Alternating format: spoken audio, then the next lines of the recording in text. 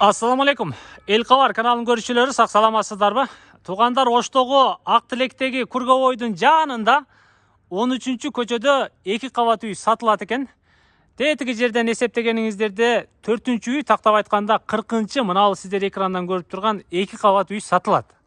6 сотук жерде жайгашыптыр. Үйдүн узун турасы 13кө 13, подвалын кошуп эсептегенде 3 уровеньде турган бекем кыштан салынган үй экен. Салынганына 8 жылдан 10 жылга чукулдап калыптыр.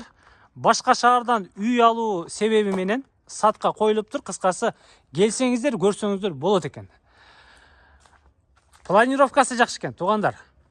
Бул жактан киргенде жанагы сиздерге айткан шестигранник тарабы, терезелер ар бир бөлмөгө 1ден 2ден коюлган, күн чыгыш, күн батыш, алдыңкы капталкы тараптарына.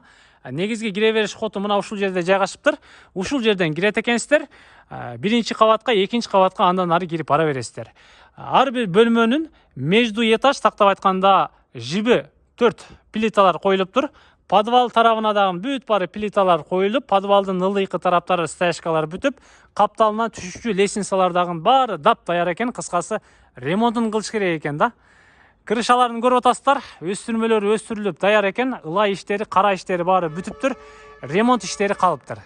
6 сотук жерде шаардагы бүт центральный коммунальный кызматтардын баарын табат экенсиздер. Газ, суу, канализация, андан ары жогору чыккан болсоңуздар, кошумча курулуш кылганга жер.